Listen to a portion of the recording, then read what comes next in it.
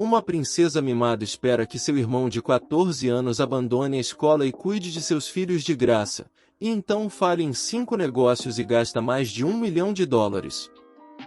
Quando conto para as pessoas como a família do meu marido é fodida, ninguém acredita em mim, mas acredite, não tem como eu inventar essa merda mesmo se eu quisesse. Já aguentei 11 anos dessa palhaçada e está na hora de abrir o jogo. É comprido, mas prometo que é absolutamente verdadeiro e vale a pena. Primeiro vou apresentar os personagens. Daddy Warbucks, o pai rico e mesquinho do meu marido. Favorite, minha cunhada. Junior, minha sobrinha por casamento e filha miniatura de Favorite. Ubs, meu marido. Loser, namorado de Favorite. E Mil, minha sogra. Então vamos começar do começo, certo? Favorite tinha 14 anos e com sua sabedoria infinita fica grávida e decide largar a escola e ficar com o bebê. 3 meses depois, ela foge com o bebê e seu namorado viciado em drogas que a vicia em metanfetamina. Depois que a polícia é chamada e encontra Junior vagando nas ruas com 6 meses de idade, porque Favorite a deixou com outros vagabundos enquanto ficava chapada. Depois que a polícia descobre que Favorite era uma viciada em metanfetamina de 15 anos, quase 16 anos, e após encontrar uma criança de 6 meses vagando sozinha na rua várias vezes, Mil foi dada 2 opções, ou ficar com a guarda do bebê ou ele iria para um abrigo. Mil escolheu ficar com o bebê. Mil trabalha em tempo integral e não pode pagar por creche, porque Warbucks é o mais mesquinho dos mesquinhos e atualmente não se importa com seus filhos desde que eles se juntaram com Mil após o divórcio. Warbucks é abusivo financeiramente com Ubs, e apesar de ser rico, se recusa a comprar presentes ou cartões de aniversário ou repassar qualquer uma de suas roupas de grife sem várias condições. Então, temos um bebê de 6 meses e nenhum cuidado infantil. Resultado, esperam que Ubs se forme no ensino médio mais cedo, aos 14 anos, para se tornar escravo do trabalho parental nos próximos 12 anos, até que Junior seja grande o suficiente para ser uma criança-chave. Acha que ser um pai que fica em casa é difícil? Tente fazer isso aos 14 anos. Favorite entra e sai da prisão pelos próximos 16 anos, tendo mais 2 filhos com 2 pais diferentes, um dos quais é gravemente deficiente. Ela tenta manter o deficiente e criar um vínculo com ele, mas seu vício em drogas e propensão a roubar identidades continuam levando-a para a prisão.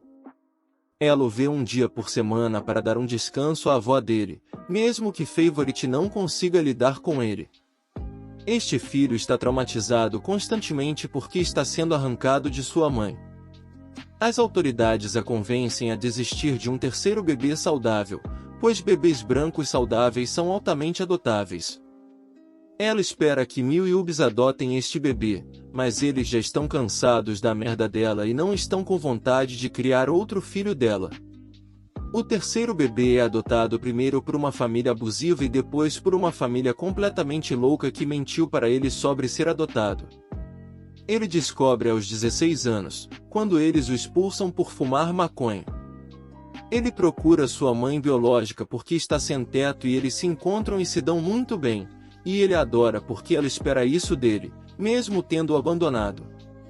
Depois de 17 anos de prisão e drogas, ela descobre que é soropositiva e isso a assusta. Ela se recupera e Ubs convence Warbucks a deixá-la morar com ele e Mil encontra um emprego bom para ela com o chefe dela, mesmo que ela tenha apenas o GED e nenhuma experiência profissional. Parece bom, né?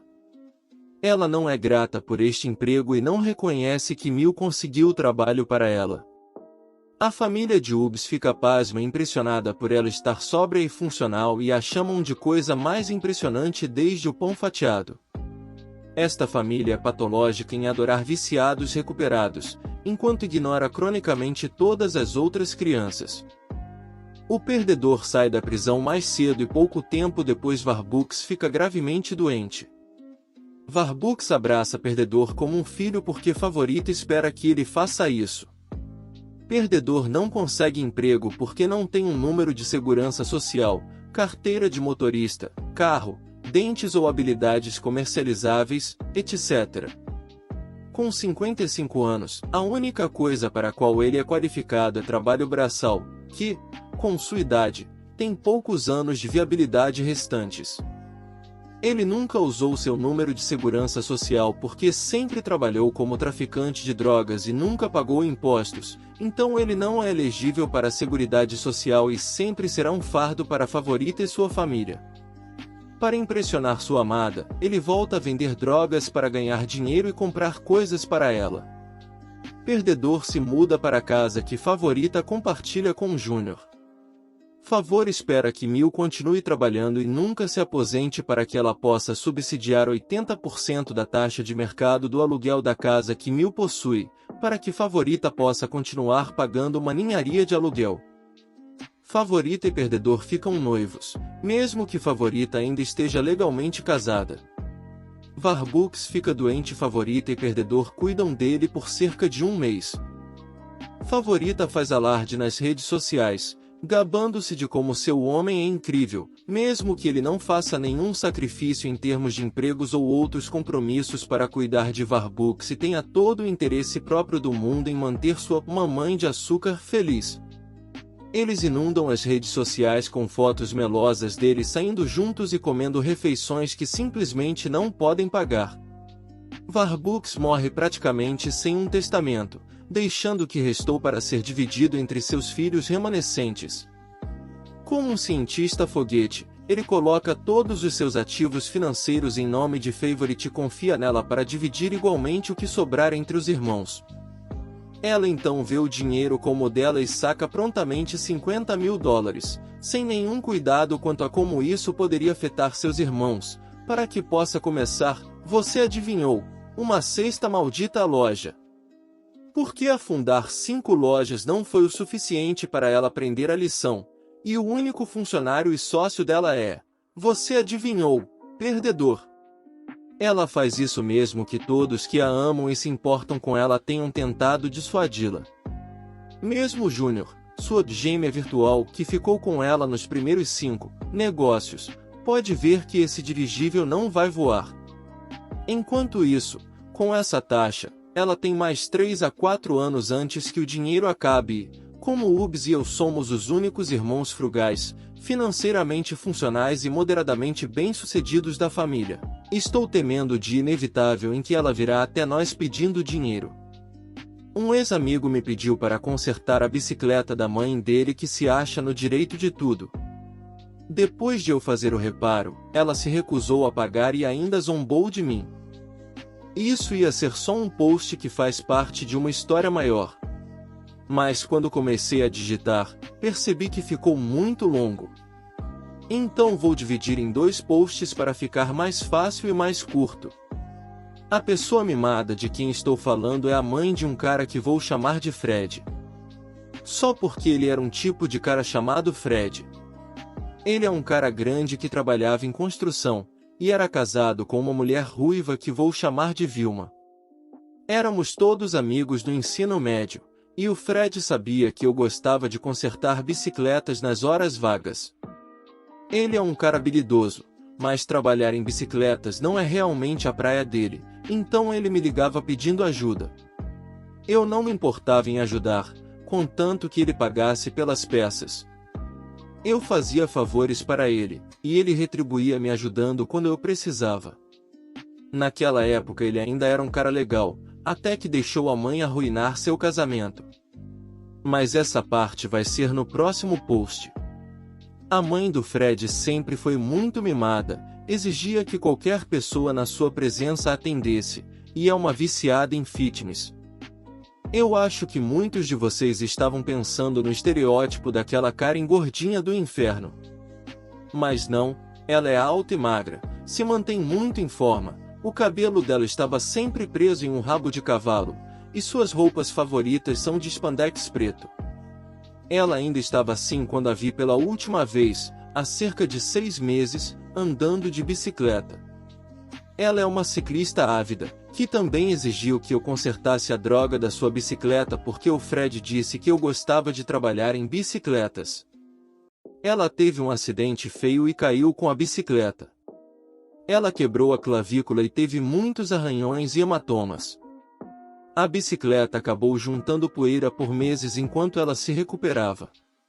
E por alguma razão ela esperou até se sentir melhor antes de querer consertá-la. Quando ela se sentiu bem o suficiente para andar de bicicleta novamente, o Fred recomendou que ela levasse a bicicleta para mim consertar. Os dois apareceram na casa dos meus pais, onde eu guardo a maioria das minhas peças e projetos de bicicleta, e simplesmente deixaram a bicicleta lá com uma carta para mim dizendo para consertá-la imediatamente, mas sem gastar muito dinheiro. A carta também dizia que ela queria que a pintura fosse retocada. Eu não lembro a marca da bicicleta, mas era uma bicicleta de estrada de 10 velocidades com quadro feminino típico dos anos 80 ou algo assim. A mãe do Fred tinha desde que era nova. O acidente tinha estragado o desviador traseiro e a corrente estava torcida além de reparo. O desviador estava irreparável, pois partes dele estavam esmagadas e dobradas. Havia também arranhões ruins na pintura de um lado. Então eu substituí as peças quebradas por novas e retoquei a pintura com um pouco de Rust-Oleum azul que eu já tinha. A bicicleta já era azul simples e parecia que já havia sido parcialmente repintada em algumas áreas, então a cor do tinta de retoque era semelhante o suficiente para ficar bem. Eu levei a bicicleta de volta para o meu apartamento e a consertei em um dia com facilidade.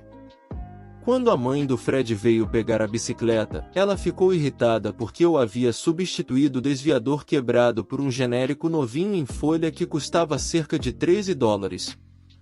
Mas, funcionalmente, era o mesmo. A bicicleta era vintage, e ela esperava apenas peças vintage. Mas procurá-las leva tempo e é caro. Um substituto OEM direto para o desviador original daquela bicicleta era cerca de $40 a $50 usado online, mais ou menos. O New Old Stock teria sido ainda mais caro. E para qualquer um deles, eu teria que pagar e esperar pelo envio. Então um desviador de $13 que fazia todas as mesmas coisas funcionou bem. Especialmente com o pequeno orçamento que eu tinha para os reparos. A corrente de reposição custou mais $10. Eu também troquei os pneus desgastados e rachados por um conjunto de pneus usados em excelente estado que eu tinha à mão, sem que ela pedisse. Em parte porque aqueles pneus antigos eram um perigo e possivelmente contribuíram para seu acidente anterior. Mas ela também odiou os novos pneus porque eram todos pretos e não tinham paredes laterais bege como os antigos. Ela disse que os pneus pareciam muito modernos em uma bicicleta clássica. Eu cobrei apenas $45 pelos materiais e mão de obra. A mãe do Fred olhou a bicicleta e disse que eu era um idiota e se recusou a me pagar, alegando que meu trabalho era de má qualidade. Eu acho que isso era apenas um código para "obrigado por consertar minha bicicleta, idiota". Agora vou agir como se você tivesse feito um trabalho terrível e não vou te pagar porque adoro ser uma total vadia. O Fred não se importou muito com isso até perceber que teria que pagar no lugar dela porque ela simplesmente pegou a bicicleta e foi embora sem me pagar. Ele revirou os olhos, me deu $50 e disse que pegaria o dinheiro de volta com a mãe dele. A mãe dele ainda anda com aquela bicicleta, e na última vez que a vi, a bicicleta ainda tinha o desviador traseiro que eu coloquei. Mas depois que aquela vadia me enganou, eu me recusei a fazer mais trabalhos para ela. Ela voltou meses depois pedindo para eu instalar novas rodas e pneus que ela havia comprado, de graça. Ela citou o meu trabalho anterior como abaixo do padrão, e que eu devia colocar as novas rodas de graça. Eu disse para ela procurar outro lugar. Ela teve que pagar a loja de bicicletas para fazer qualquer reparo depois disso. E não só eles cobram quase o dobro do que eu cobro, mas a maioria dos trabalhos demoram alguns dias a uma semana porque eles ficam especialmente ocupados no verão. Eu teria deixado aquela bicicleta pronta no mesmo dia. Ela reclamou de mim para quem quisesse ouvir e disse que eu estava sendo um idiota que não faria nenhum favor para ela. Na verdade, eu não faria suas vontades. Os caras da loja de bicicletas já sabiam a verdadeira história e disseram para ela procurar outro lugar se ela não se calasse porque eles gostam de mim lá. Eles me disseram depois que atrasaram intencionalmente a bicicleta dela por 2 dias só por causa do que ela me fez. Engraçado é que a oficina de bicicletas me devolveu os pneus que eu tinha colocado na bicicleta dela e me disse que os pneus chineses baratos que ela trouxe para colocarem eram bem ruins em comparação com os que eu coloquei, que eram aparentemente bastante caros quando novos.